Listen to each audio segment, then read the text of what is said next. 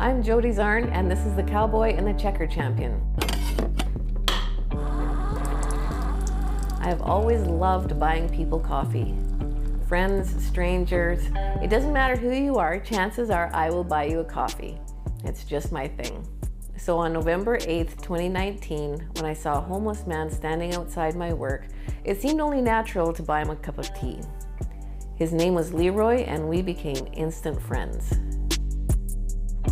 Every morning I met Leroy in the mall. I brought food and supplies from home and made tea in my office.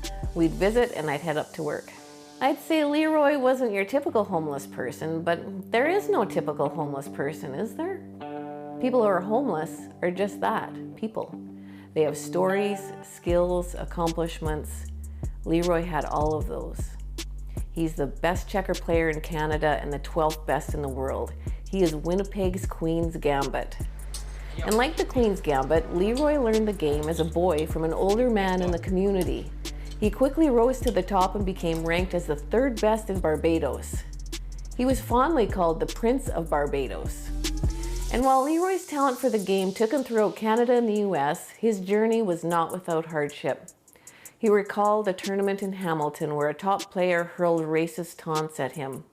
He was defeated by Leroy in an easy win. Leroy learned patience, strategy, and mindset by playing games in his mind.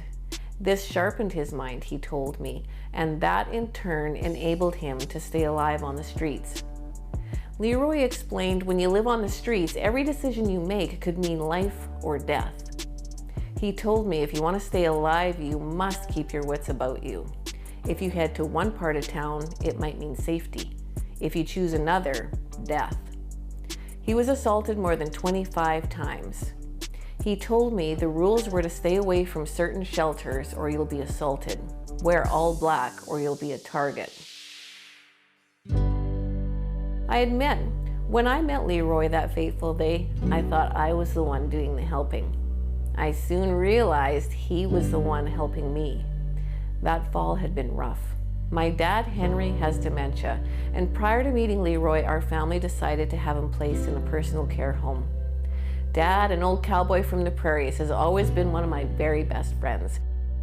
And seeing him decline to the point where he could no longer live at home was gut-wrenching, to say the least. When I met Leroy, my heart was broken, and I really had a hard time adopting a brave face for work. Caring for a loved one with dementia means grieving their death every day.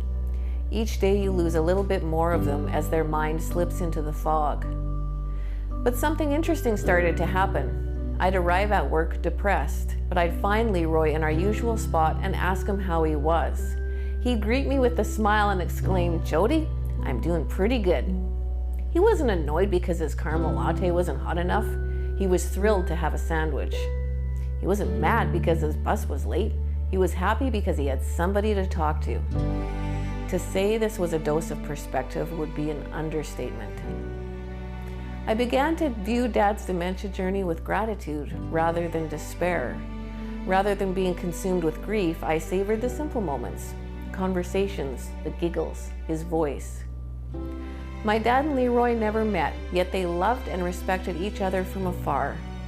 Both experienced profound adversity, yet both faced their storms head-on with gratitude and grace. On November 9th, 2021, my dear friend Leroy passed away peacefully in his very own home.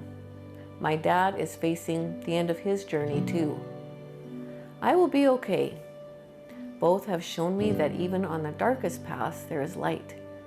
On the loneliest roads, there is hope.